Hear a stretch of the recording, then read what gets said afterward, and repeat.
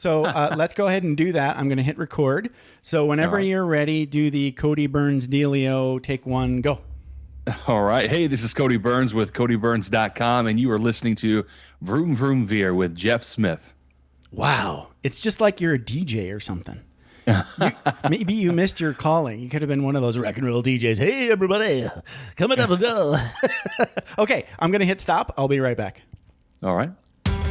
Are you ready to thoughtfully steer away from your revved up, frenzied, and far too often scripted life? Then welcome to Vroom Vroom Veer with Jeff Smith, where he guides you down the road differently traveled by sharing unique experiences with guests who have managed to shift away from a life stuck on cruise control and veered their way into a more authentic and fulfilling one in all sorts of interesting and kind of remarkable ways. Get ready to Vroom Vroom Veer with your differently traveled road chauffeur, Jeff Smith. Betty Jean Bell, thank you so much for being on Vroom Vroom Veer and welcome to the show. How's it going? It's so great. I'm so excited to be here. I love your show so much. Oh, that's awesome. Thank you.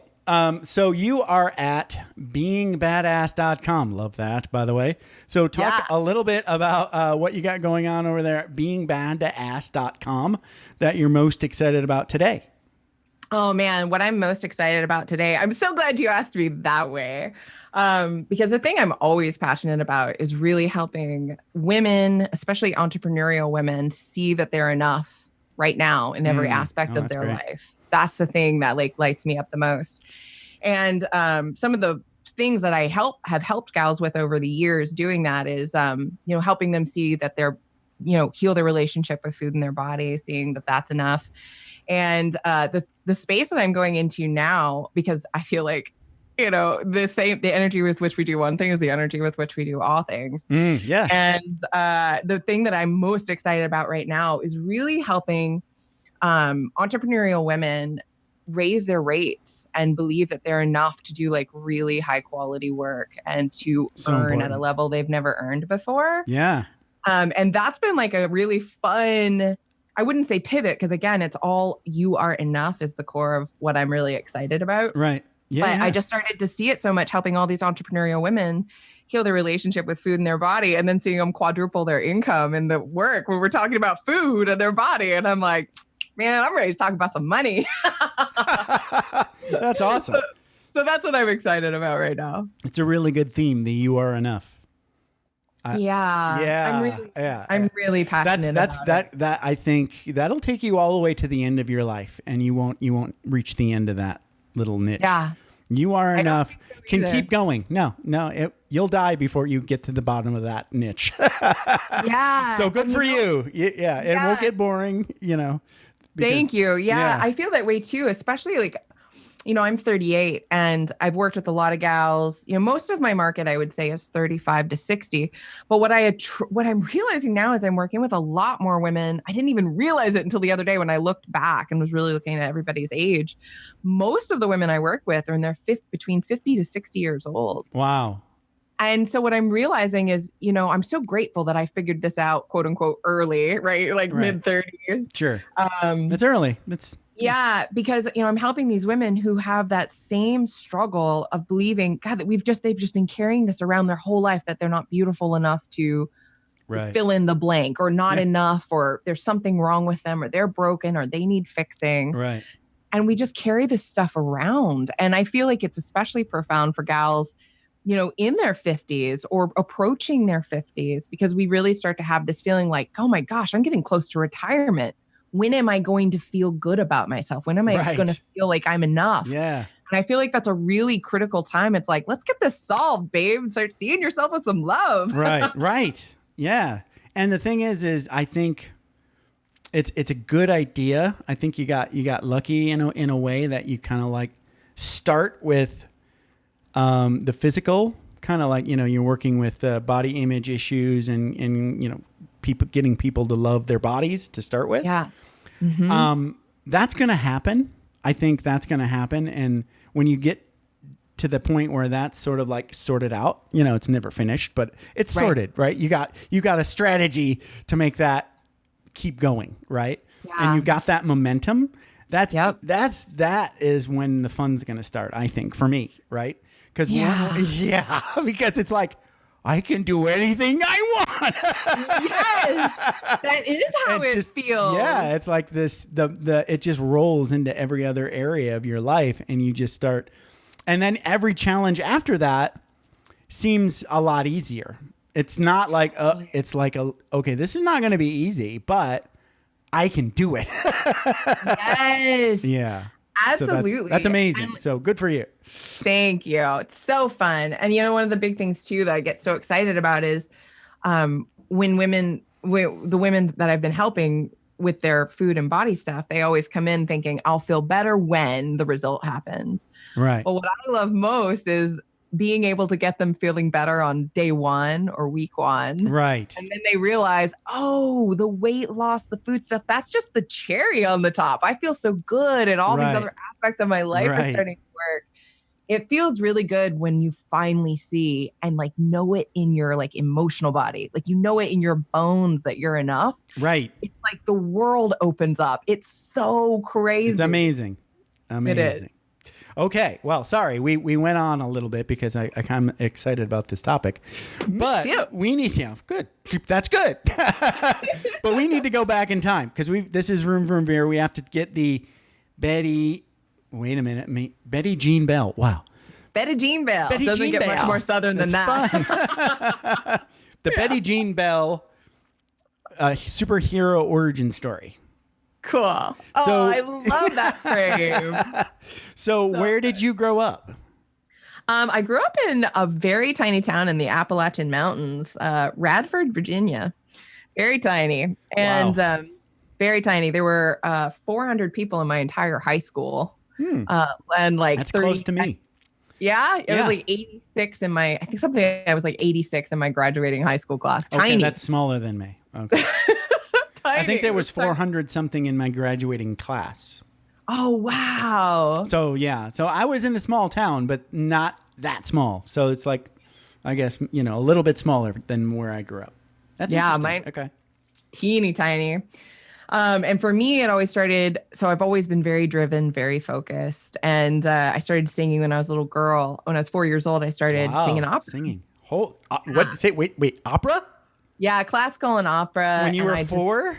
Yeah, I was in That's amazing. It was so fun. I loved it. And I know it's crazy. When I was looking at a baby book my mom gave me a while back, and there were compositions in there like that I wrote. And I'm like, I don't even remember music theory now. I knew so much music theory when I was like 7. It was crazy. Wow. It was bonkers. And that is bonkers. Yeah, so I was really into it. And I was in my first operas when I was like 8 and 12, like children's operas. And we have a college there. And so I started studying at a college level and taking voice and things like that. So, long story short, I always knew what I wanted to do, and I wanted to be an opera singer. Wow. And I studied and I focused every day. And when I was 11, my body started to develop. And as every girl's does, but I was one of the first at school to develop, and it got me attention from boys. But unfortunately, it wasn't the best attention. Knowing what I know now, I know that they had a crush on me. They just had a really, really not great way of showing it. So, the mental, started verbal abuse and like calling me fat and leaving really, really damaging, hurtful things in my locker. Wow. And there was just a lot of abuse and physical abuse and verbal abuse from these boys at school. And I didn't know how to tell anybody. And so being this, so I never told anybody all through high school and all that. I never talked about it, but it drove me. I had 2 coping mechanisms: my music and eating became like a big coping mechanism for me. Okay. So I would overeat and stand at the fridge and binge, but I didn't know that was a thing. I thought that's just how the world dealt with stuff. Because you like watch TV and someone breaks up with their boyfriend, and what do? Like in Friends, you can see it. They're like eating a gallon of ice cream. That's right. That's what you do. Right. I'm sad. So this will help. Yeah, right. Exactly. So that's what I thought was totally normal. So I did that, and I just studied, and rehearsed and practiced. And I made these very early on. I made these correlations just for how my life was unfolding. That if any man was ever going to love me, I needed to look a certain way. And if I was ever going to be safe, I needed to be successful. So like, because I believed that in order to get away from what was happening, that I didn't know how to talk to anybody about, that I needed to sing my way out of there. Once I go somewhere else, then it'll all end. So you were having success all through high school singing. Yeah. Wow. Okay. And so I made those associations very early. And so 17 years old rolls around, time to go off to school, and my throat starts hurting. And I talk to my voice teacher. She sends me to a physician, and he says, "You will never speak again, let alone sing." What? Yeah, I had these you have really severe damage to your vocal cords. Wow. And so I tell my voice teacher, and she's like, "Oh, hell no, you are getting a second opinion." Right. Of course. So she sends me to a research school in another state. And it turns out I had really severe acid reflux, and they were doing some of the leading research on acid reflux. This is 1997. So I was in like a test group for Prilosec. Like everything's very early and new with severe acid reflux. So anyway, I go to this place, and they say, okay, if you're ever going to sing again, you need to not speak. We need to give your voice time to heal. We got to figure this out. So I'm very committed. So I'm mute for 18 months, and there's no texting, doesn't exist back then. So I'm carrying a notebook around as a freshman year in college, not talking to anybody. It was so difficult for a 17-year-old not to talk. Yeah. But from 17 to age 18, I didn't speak. Wow. And that and then would I had drive me nuts. Oh, it was so hard. You couldn't make friends. I mean, I made friends. It was really tough though. And I still hadn't dealt with all this emotional stuff that had been going on. Music had been my coping mechanism, and now I didn't have it. And now that's gone. So you're probably binging more food than you would normally. Totally. I doubled down on the food. So of course I'm gaining weight. Yeah. Still hadn't told anybody what had happened growing up. And so I had my first reconstructive surgery to my voice. It did help with the reflux. I'm sorry, not to my voice, but to my stomach. And it did help with the reflux, but I was never able to sing opera again. I couldn't schools wouldn't take me, too much vocal damage. Wow. And I ended up doing 5 years of voice pathology to learn to speak without pain, because it was very painful to talk. Wow. And so I was really lost after that. Have you ever taken the StrengthsFinder test? I did. Yeah. So I've taken it. I love that test, and I've taken it 10 I do, years and it changes too. So that's good. It does change. Did your number one change? Did your top strength change? I don't think so. No. Yeah, I think one of them changed, but not the top one. I don't think the top. Yeah, that's what I usually find. The top one, they say, is usually like how you're built. Right. And then the rest of them, depending on what you do in your life, can they usually don't change a ton, but they can change a little. I think I only changed like one, maybe. One of the themes changed a little. Yeah. Yeah. That sounds about right. My top two didn't change. So my number one is achiever, and number two is focus. Wow. Okay. So I'm like a beast. If I decide I'm going to do something, I'm like, that's it. I'm doing it. Right. So losing my voice was like very traumatic for me. Purpose, identity, the whole bit. And so with this coping mechanism gone, trying to figure out who am I? What do I do? Who am I now that I can't be an opera singer almost? Because that was a very early decision. So yes. And I associated safety with it. Yeah. And it was a coping mechanism. So that's gone. Right. Wow. So you have very early identity crisis. Very early, and I really struggled. And so now I started getting therapy, because I finally started to show signs of like PTSD and things like that, because just so many things were happening. It wasn't called that back then. I mean, they did call it PTSD, but no one diagnosed me with PTSD. It wasn't until I was like 10 years later that I realized I had PTSD. Sure. Anyway, so I did bad too when you're in your developmental phase. Right. So that means your 17-year-old brain was where that was kind of locked in, which is that's not great. That's not great. It was not great. No. Yes, and like I had just so many skewed views of what identity and safety and love and food, all these things were so skewed. So anyway, what to do next? I'm into entrepreneurship. Like that's, I've always been curious about it. I get out of college, and I end up getting a job as a bookkeeper at this company. And I'm teaching myself accounting by night, and then doing this bookkeeping job during the day. And then about 6 months in, the manager just quit showing up to work. He just quits. I guess he gets another job, but he just never let us know. He just stopped. Just showing up to work. disappears. Yeah. Right. So I come into work and I just, being an achiever type, I just keep the office running. Anyway, next thing you know, and this is it's an oil company. So next thing you know, I'm running this multi-million-dollar oil company, like 24 years old. What? Barely. Yeah, I'm just doing it just because I'd seen the things going. So I didn't identify as this being a cool thing. I was just going to my job, you know? Right. It's just but your personality said, okay, well, I guess I'm in charge now. Right. Totally. Yes. and I still viewed myself as a bookkeeper. Right. But I just did what needed to be done. Okay. And that was a really good time. Like I learned so much about business back then. So that was really awesome. I learned to build systems so I could get it all done. And so I honed these gifts that I didn't even recognize until later. But while I was honing these gifts, I'm still binging. I'm now working 16-hour days because I work the full day. I come in first, I leave last. I'm teaching myself how to do the things I need to do for my job after work. I am eating super late. I'm barely eating during the day.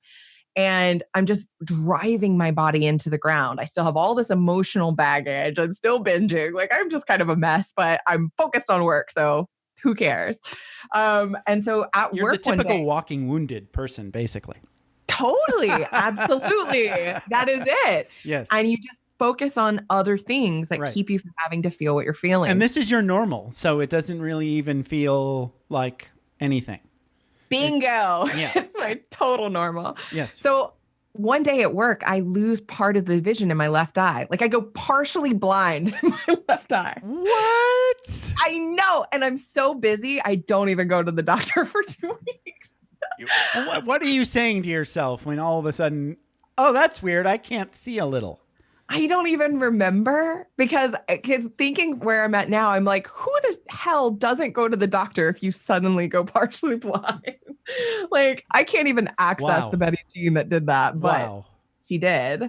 So I get to the eye doctor and she freaks and she's like trying to find her heart rate thing. She is a doctor and she has one. She doesn't even know where it is in the office because she hasn't had to use it in so long. And I'm like, why are you looking for your heart thing? She goes, okay, one of two things is happening. Either you have multiple sclerosis or you're having a heart attack. Either way, I can't help you. You need to go to the emergency room right now. And I was like, well, I know it's not a heart attack. Back up. You decide, okay, you're at work, you're really busy, you can't see a little. Right. Ah! Okay, so now I'm over that. And then oh my God, I love it. Let me process, Betty, and then we'll move on.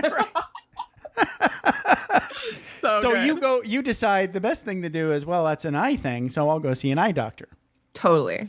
And they go, wait a minute, you can't see a little out of your eye. And they kind of go, wait a minute. They try to mute you, right? And they have their little inside their head, right? And she starts looking for a stethoscope or something. Exactly. Oh my God. She's like, okay, is this woman having a heart attack? Is she going to die in my office? She was totally freaking. Yeah. So I said, I'm not going to go to the emergency room because this has been happening for 2 weeks. I'm not having a heart attack. I'd be dead at my office if that's what was happening. But I'll make, she sent me to like optic neurologist or something like that. Brain guy who does eye stuff. So I went there. He did the tests. I did not have multiple sclerosis, but he said, you have optic neuritis from stress. What's your life like? You know, I'm like, oh yeah. Okay. All right. I I definitely have a stressful life. So the optic nerve in my brain, the big nerve right behind your eye, it had swollen. And so it blocks the vision. Yeesh. And so it took a long time for me to get my vision back in that eye. But long story short, I knew I needed to change my life. I was like, okay, something has to change. So I did what any woman does, I think, when she wants to take her health back. And I joined a gym. Of course. Which, you know, because like, what do you do if you don't know, you know? And so I joined a gym. I start working out. I believed if I just lost the weight that, you know, my health would improve. And I can't even tell you how many times women have said this to me on calls, like when I first meet them. And women have been taught somehow, somewhere along the line, that if we just lose weight, that everything in our life will improve. So I believed that. So I went to the gym and I'm very focused and I'm very driven. I'm a good patient, good student, whatever. You're trying to overachieve at like gym stuff now. Everything. Right. Yes. So now I've added in 8 boot camps a week. They have me doing 8 boot camps a week with Wow. additional cardio on top. They have me on a 1,200 calorie diet that's no fat, no carbs. It's just like chicken and broccoli. Sounds like really extreme. It was super extreme. Super extreme. Okay. Yeah. And I was good at it. But I'm under eating and overtraining. And so I'm binging on the weekends, which now I understand is a biological, like if you're starving, your body will compel you to eat. But I felt like a failure. I'm like, what's wrong with me? Why can't I get this eating under control? I'm overeating on the weekends and I do so good during the week. And really during the week, the only reason I was good at it is because I worked so much. I just didn't have time to really eat. Right. So Right. I lost a bunch of weight despite the fact that I was binging. I was the trimmest I'd ever been, but my health just got worse and worse. And at this time I'm in my late 20s. So eventually I get to my 30s. When I turned 30, my hormones change. I start to have some like thyroid stuff happen. And now I put on even more weight. And now the exercise and stuff doesn't work. So now I'm bigger than I was before I lost the weight. Ugh. And nothing I was doing was working. And I had more diagnoses than I can remember to list to you. Like it's bonkers. Like the electrical system in my stomach stops working. I was diagnosed with gastroparesis, to where they're like, you're going to be on liquids the rest of your life. Wow. So I'm eating liquids. That's it for 18 months. Oh my goodness. So gastroparesis. What sort of liquids did they have you on? Well, they Good would have stuff, put me on a sugar diet. So gastroparesis is like, it is not fun. And for people who get diagnosed with that, it's a really scary diagnosis because you can't digest food. And so if you Google the nutrition plan, it's all sugar. Even the Mayo Clinic, it's like vanilla pudding, tapioca pudding, saltines. And the only variety in your diet is what soda you're going to have that day. Ew. Right. And I was like, I'm going to have type 2 diabetes in 1 year if I eat like this. I was like, that just sounds crazy. Doesn't it? I know. Yeah. But the reason they do it is because the stomach literally doesn't digest. They need something that just disintegrates in the stomach. Otherwise you get like so you can't handle fiber at all. No. And so you get a tube in your side and you inject your food. And that's one thing. And then the other thing is that you can get these electrical pacemakers. I just feel for folks who struggle with that. So I found this woman really great. For anybody out there who knows somebody who struggles with gastroparesis, she has a great site called Living Well with Gastroparesis. That woman helped me so much. I'm so grateful for her little website. But I ended up doing something a little different. So the route I chose to take was just green juicing. And that worked for me. It was no liquids at all. Will green juicing work? Yes. It worked for me. Does it work for everybody? I don't know. I just know me. And so I green juiced every day. Right. 18 months later, I didn't have gastroparesis. Right. So the it's doctors like that guy on the movie. What was it? The juice. The juice guy. The juice reboot dude.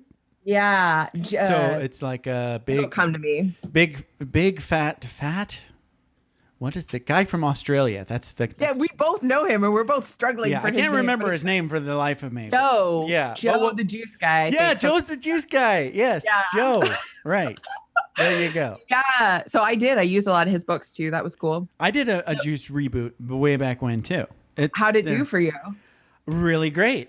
It was hard, but I mean, it was really great. I mean, I ended up selling my juicer after I did a couple of juice reboots, but it was fun. I mean, definitely like the good side of a cleanse. That's what I would call that. Yeah, totally. Right. So how long did you juice? 18 months. Whoa! Holy cow! That would be. It was a long time. But I suppose it just becomes normal in that length of time.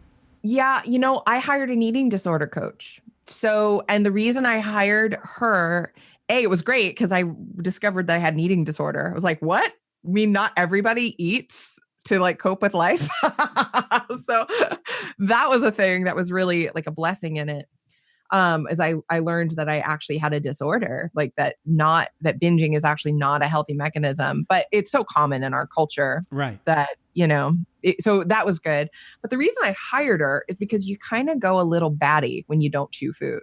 Like Yeah. We want to chew food to feel satisfied. Yeah.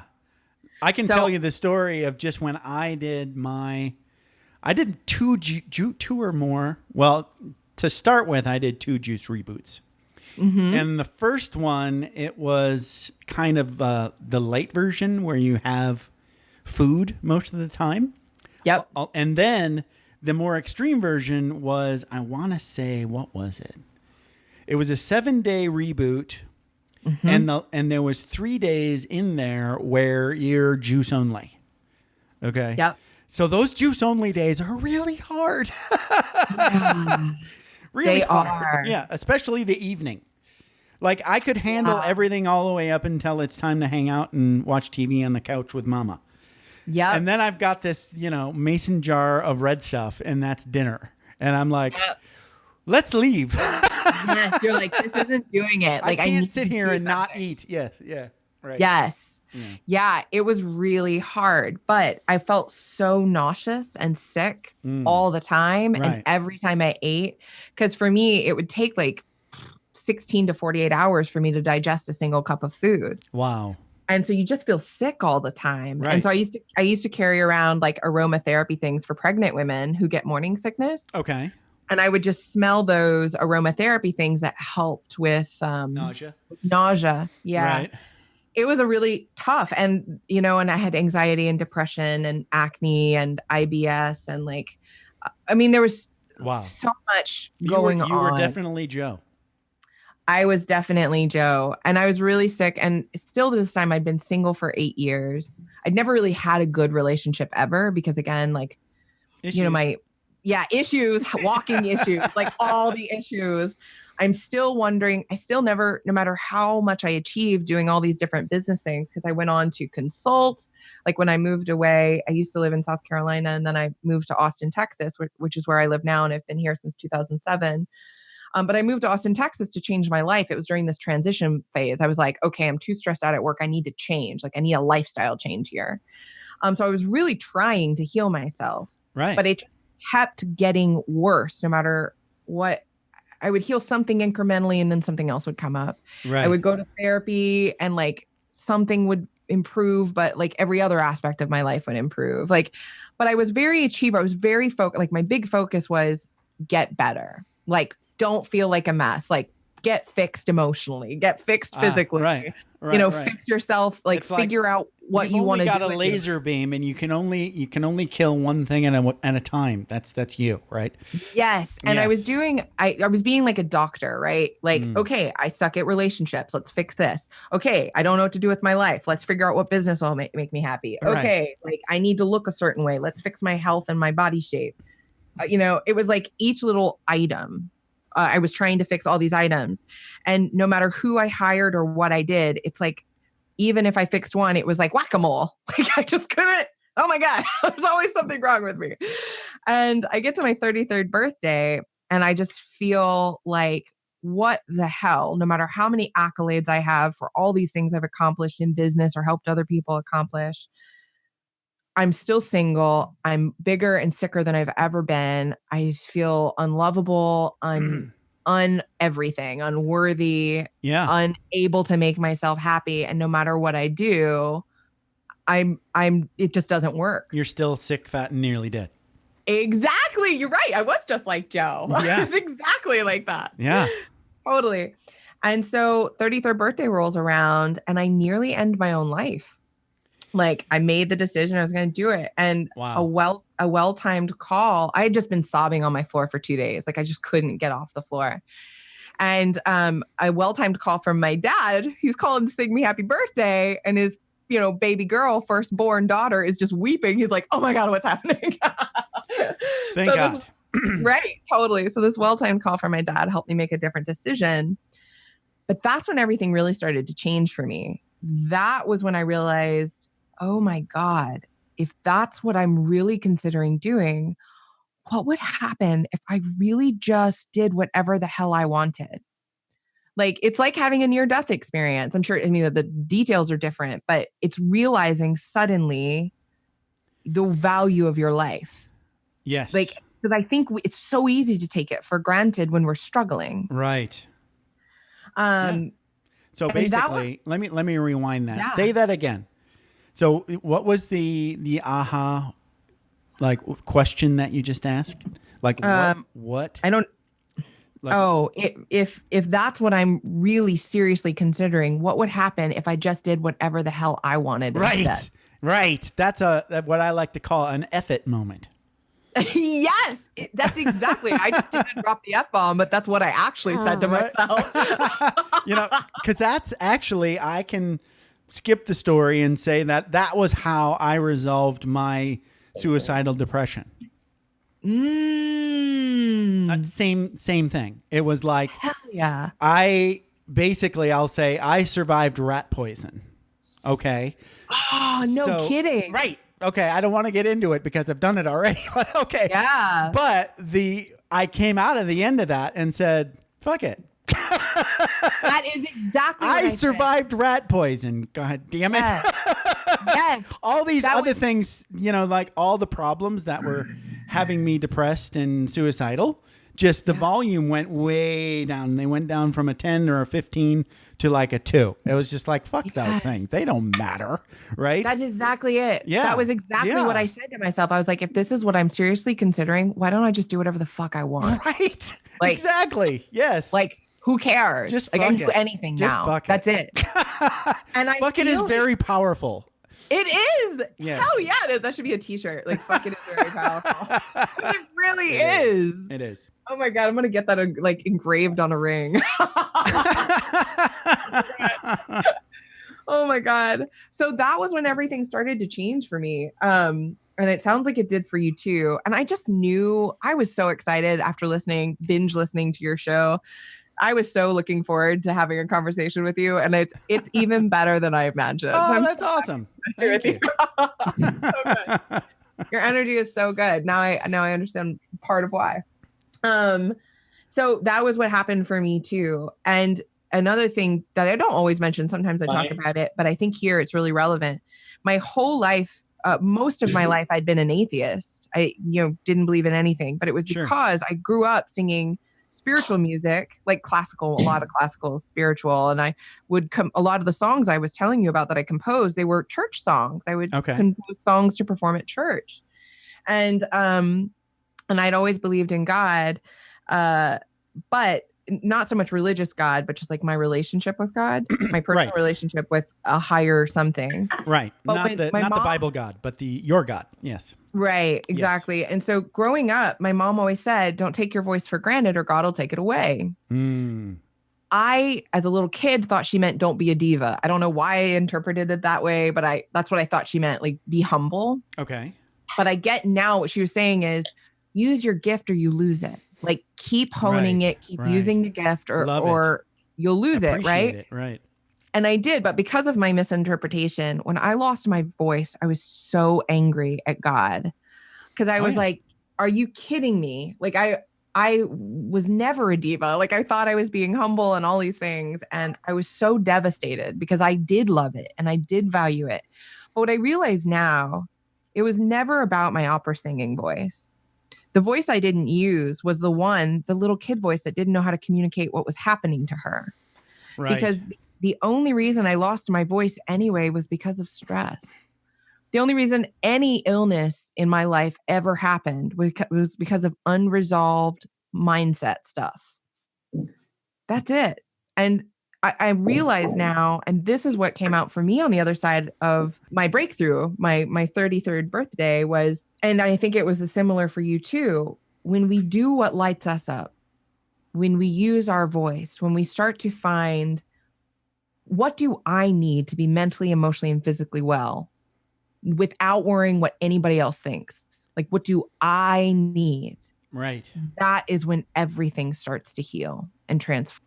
You have to figure out what you need for you, right? Yeah. Totally. And that's true. And I think another thing that comes with that is being the more that you find out that it's the quicker method of getting through relation-y stuff is just being yourself more and letting that shit just work itself out, right? Yeah. Yeah. The more fake you are with people, then like it's going to prolong things that don't really need to. If you're just yourself and somebody doesn't like you, they're going to figure that out really quick and just disconnect, right? And then if they love you as you are, blah, on 10, right? Yes. They're going to hang around and they're going to love it, right? But the people that don't, that's okay. There's 8 million people here. You don't need them all. Oh my gosh. I wish I could have heard that back then, because that was, yes, Right. that's like the holy grail of things. And it's so funny because I know for me, back all those years, 33 years, I guess from age 11 to 33, my belief was I have to be different to be lovable, to be successful, to be, and it was all those meanings I'd assigned. But when I discovered what you just said, that, you know what, I have to do stuff for me, and I have to be me. I have to take care of me. It's this sort of like, people talk about being selfless, but that's kind of impossible in a weird way. Yep, I agree. The instructions that you get on the airplane are actually the truth. Is that we have to take care of ourselves first. You have to put that mask on first. Elsewise, you might pass out and die, and your child will never get their mask. Right. Right. And they've got tinier lungs, so they don't need as much air as you. Right. Totally. Right.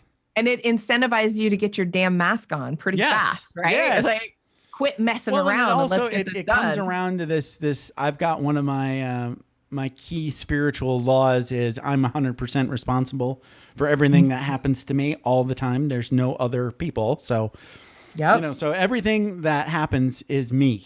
So it's all me. So let's, I love it. Me too. I'm so, yes. Yeah, it helps me take responsibility for when I do things to myself. How's that sound? Why would I do that to me?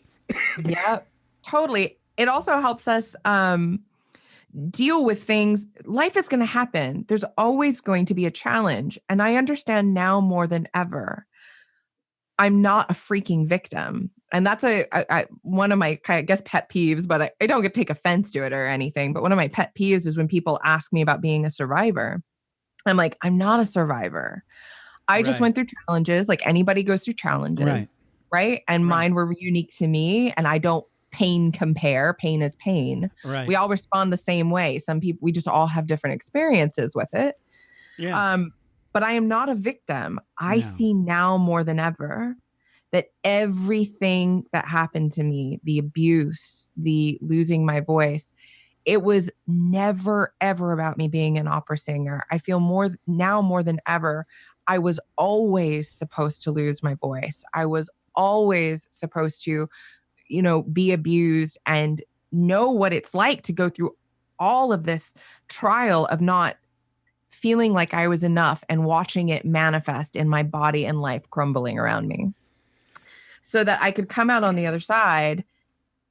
And like, that's my purpose. And what's cool about it is, like, now that I have this purpose that is internally driven, I didn't have to go out and look for it. If shit were to hit the fan and my whole business and everything were to just crumble tomorrow and just go away, no BFD. I would be fine. No big fucking deal. Right. Exactly. Right. Because I don't identify, I'm not my work. I'm just like, you know what? I've had these gifts. If I can, it feels good. I have fun helping other women not suffer as long or hard as I did. Like, that's fun. That's awesome. Like, what a gift. And it's amazing. Yes. Yeah, that's awesome. Right. But if I can't do that anymore, that doesn't mean I'm a failure. It just means, okay, I'm not supposed to do that now. Time for the next thing. Yeah, time for the next thing. And I think that's what really happens when a person starts to realize, oh, wait a second, I don't need to be a certain dress size to be lovable by a romantic partner. Oh, wait a second, I don't have to be an entrepreneur or something for me to be successful or have purpose or anything like that. Right. It's just suddenly the attachment to outcomes vanishes, because and that's the big thing. I think that's the number one thing I work on with the gals that I get the gift of working with is My definition of self-love is making one's mental, emotional, and physical well-being her top priority. And when we can only do that on a daily basis. You can on a moment to moment basis, really. It's like, what do I need right now to feel good? Right. Physically, emotionally, and mentally. Oh, I need a nap. Oh, I need water. Oh, Right. I need to stop calling myself ugly in the mirror. That doesn't feel good. I need to forgive myself for having a box of Pringles. Totally. It's just freaking Pringles. Tube It's of Pringles, right? Right. like, who cares? It's Right. just food. Eat the food. Yeah. One of the things we do in my work. This is one of my favorite things when when a woman starts beating herself up because of something she ate. Oh, I'm so bad. The food's so bad. And I'm like, hell no.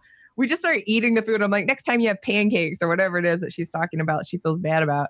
You just go, I love these pancakes. Or in this case, I love these Pringles. These Pringles are so good. And you just like go for it. You just eat the Pringles and you love the Pringles and you be with the Pringles. Taste the damn Pringles. Yeah. I think when we add shame or guilt into anything, they're the lowest energy forms. And when we add shame or guilt, it makes us inhale the food without tasting it. It makes us not be present with it because it's shameful. Right. And we start hiding. Right. And it's like that with everything, with money, with all of it. When we feel like when we get that imposter syndrome, it's like, I shouldn't really be earning for this. Like, I feel guilty. What if they find out I'm a fraud? Or what if they find out like I'm only a little bit better than they are at this thing? Right? I learned I did a IT gig in a school district in Inglewood, right? Mm-hmm. And I was always curious about how we as kids learn shame and guilt, right? And embarrassment, right? Good question. Yeah. And I was, they were having one of those parent things where the parents come and watch the kids do stuff, right? Yeah. Mm-hmm. So I don't have a lot to do because all the teachers are busy with that. And so I'm kind of like floating around and updating this and pretending like I'm working here. And, and I'm watching them get ready for this big singing pageant or whatever it is that they're doing, right?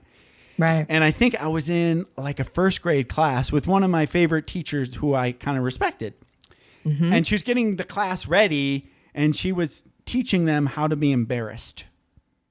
And I was like, really? Ah, right. Okay. So she was basically lining them up. And then she literally said the words, now, when we're in line and we're getting ready to be in front of your parents, all the parents now, don't be scratching yourself and don't be fidgeting because that will be embarrassing. And they're all like, okay. Right. But who would be embarrassed by that? Right. Not them. They don't even know what that means, but she would. Wow. Yeah, right. That's exactly what I said. I was like, wow, that's where that comes from. It's programming, man. It is. Yeah. Scary. That's all it is. And it's the same way, like the boys that would call me ugly. They'd say I needed a bra for my back, like just mean stuff. And by the way, back then I rode horses. I rode horses every day. I saw pictures of me. I looked like I belonged on the front of a swimsuit magazine. I was like, dang, girl. Really? Oh man, I was so trim, hourglass figure. Wow. It was just because you were the first girl with boobs. Totally. They were projecting and saying you're fat. Exactly. And they liked me. They all liked me. I know that now. But you were getting attention, but the kind of hair pulling kind of attention. Exactly. But they were, it was just how to do that. Cool stuff. Yeah, totally. Wow. But that was where I learned to be ashamed of my body because I'd been oblivious before that. Sure. I was just like, body, what? Like horses, music, food. Right. Totally. Like what? Whatever. Yeah. It's like around 6th grade, you suddenly have the hormonal intelligence to know that there's another sex and they're looking at you. It's like, well, I would like a haircut that doesn't make me look like Mo from the Three Stooges and some cool clothes. Totally. Yeah. Totally. And that's what I wanted. Like I wanted a boyfriend. I always wanted to be loved. Yeah. And so that was always like, I've always wanted to be in a monogamous long-term relationship. That's just who I am. Like I'm just happiest when I'm in relationship. Sure. But I never had relationship because of all of those early, I was in relationships with really awful people because what I thought I needed to be and do for love was all programmed based on my early experiences with it. And so it was just, I really struggled for the vast majority of my life. And it wasn't until my breakthrough. And also I've got some little brothers, and they're about 12 and 14 years younger than me. Wow. And wow. yeah, from my dad's second marriage. Okay. And when they came of age, I remember they and their friends were the smartest, valedictorians at their school, and, athletes. It was like all the boys that never paid attention to me when I was growing up. Right. And they and all their friends were so loving to me. And it just changed my world. And that was when I realized, I was like, wow, if a man can't treat me at least as well as my brothers and his friends, I can't date them. Like, yeah, I didn't know that men treated girls like this. Like, this is good, Yeah, right. I felt so loved. Like, I could do no wrong. They always wanted to know what I was working on. Like, they would call me randomly. They're just so great. My brothers are amazing. And that really began to change my life because I had a new idea, a new frame. Yeah, totally. So they were big contributors to that. Now that I'm talking about it, I'm like, that's my fiance is 12 years younger than me. There's probably some deep programming that happened. Okay. I hope you're still in therapy for that one. He's amazing. Oh my gosh. He's been like one of the best things ever. He and his family are amazing too. And you know what I love about that is they're all out picturings of what you and I both found, like what happens when you're enough, when you suddenly realize you're enough. Right. For me, nothing on my external world had changed. Right. But my internal world changed. And I had gone from running this really fun, like entrepreneurial group. Like, I had this big social club. I organized brunch for like 45 people every Sunday for free, like all these entrepreneurs. And there was like 200 people in the club, right? Wow. And it was really fun. And one of the things I realized I had to do was I had to quit hanging out with my friends, but because I got so distracted by what they were working on, and I was still looking outside of myself I thought a business would make me happy or feel purposeful. Right. And so I had to disconnect from my whole life. So I started volunteering a couple of things. I started volunteering at this church, but I'd started because at the time, I still had $30,000 in debt from like college and stuff. And I just carried it on these credit cards for like so much of my life. And I finally was like, damn it, I'm going to pay off this debt. And so I started, I found a Dave Ramsey's class. Great. And I did it at this church. I was like, oh, it says on the other side. So I was like open to spirituality for the first time. Yeah. After nearly committing suicide. And so I was like, you know what? I want to check out this church anyway. So I'll do the Dave Ramsey class there. It turns out the woman who was the Dave Ramsey coach at that church, who brought it to that church, was my now fiance's mom. Wow. So it was amazing because she and I are best friends, and I helped her lose more than 70 pounds and keep it off for like 3 years. And then her husband lost 70 pounds, and like everybody in the family lost all this weight. Wow. Collectively, the family lost like 200 pounds. It was amazing. That's amazing. It was so amazing. And she was one of my very first clients when I started doing the food and body business. Yeah. And, but all of this was very organic. So for me, it started with tackling whatever I felt like I could tackle. And so I was like coming from this place of I'm enough. I'm going to do whatever lights me up. And so I didn't even tell any of my business friends. I was so embarrassed, but I was so like, I'm going to solve this debt problem. Right. And so I had my consulting work I did during the day from 10 a.m. to 6 p.m. And I got a job at my favorite gym in town because I love fitness, and they opened really early. So I woke up at 4 a.m. and I got a $10 an hour job that I worked from 5 in the morning until 10 a.m. Nice. And I was like, I don't care if it's $10. I would just be sleeping, but I am putting this money. I'm going to do everything I can to put money towards this debt. I'm going to get rid of this debt. And so I did that. And then I would work from 10 a.m. to 6 p.m. on my consulting. I would have like an hour for rest, and I'd go to bed at 8 o'clock. I was so tired. Yeah. And I did this for ages, and I ended up paying off all that debt. Nice. And I was in the Dave Ramsey class, and And the church found out I used to be a professional singer. After I lost, one thing I didn't mention is when I lost my voice to opera, I still tried to sing. So I started singing jazz, which I love. And I would fly down to New Orleans and live there during the summer and make money as a jazz singer. Wow. Which was really fun. But, my voice, it hurt a lot to sing. So I couldn't really do it for a long time. I still had a lot of vocal problems. Right. But this church heard that I used to be a professional jazz singer, and they asked me to sing in the holiday musical. So it was the first time I'd sang in like 15 years or 10 years or something like that. And I was singing in this holiday musical, and they ended up partnering me with the only guy even close to my age and doing a duet where we headlined the show. And that's how I met my fiance. We were practicing together. But it all started when I chose to heal my relationship with money. From this place of I'm enough, I can do this. I'm going to fix this. And I was trying to heal my body and trying to heal my emotional body. And, I started going to therapy and doing EMDR. God gave me this gift to get to sing for the first time in forever.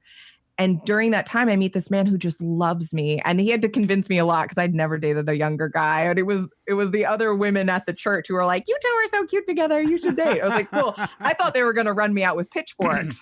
I was right.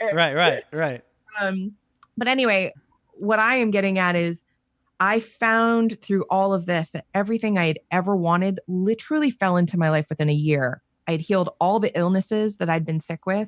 Yeah. Whatever didn't completely eradicate from my body, I now can manage with diet and lifestyle. Yeah.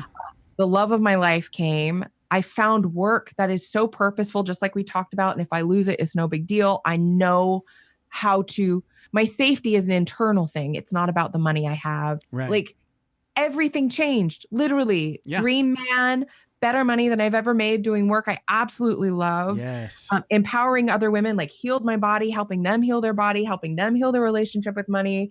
I mean, and it's all it's not because like when I was sick, I would go after trying to find the actions that would heal all these different areas. That wasn't what solved it. When I went to the laser on the self-love and then don't take it off ever. Exactly. On the mindset. What do I need to be mentally, emotionally, and physically well right now? Right. Every area of the life improves. Yeah. Every area. Yeah. Yeah. Amen. It's amazing. It's amazing. Oh, I know. I'm right there with you. So as we wrap up, I've got another show that I've got to record. This has been a blast. So we should do it again. Yeah. I would love it. So talk a little bit more about beingbadass.com and then we'll wrap it up. I love it. So beingbadass.com, you can find me there. I have a free masterclass. I'm always putting out free masterclasses. So if anything resonates for you guys, like if you've been really resonating with this conversation, just go to beingbadass.com. Right now I have a free masterclass on the body and food, relationship with food, but probably within a week, it'll be shifting to money. So conversations about money and raising our rates and like feeling like enough in our money. Perfect. But I've always got masterclasses totally free at beingbadass.com. And if you love social media, you can follow me on Instagram at beingbadass. I put out encouraging stuff every single day. This has been a blast. Thank you, Betty. This has been so much fun. I'm sorry I coughed through the whole thing. I didn't even hear it. You did great. Well, there was a couple that snuck through. I love it. All right. Thank you so much. You have a good day. You too. Thank you so much for having me. All right. Talk to you later. Bye-bye. Bye now. Thanks for taking the time to ride along with us on another episode of Vroom Vroom Veer. For podcast info and show notes, be sure to head over to vvveer.com. That's VVER.com. Man, that's fun to say. And we'll catch up with you next time here on Vroom Vroom Veer.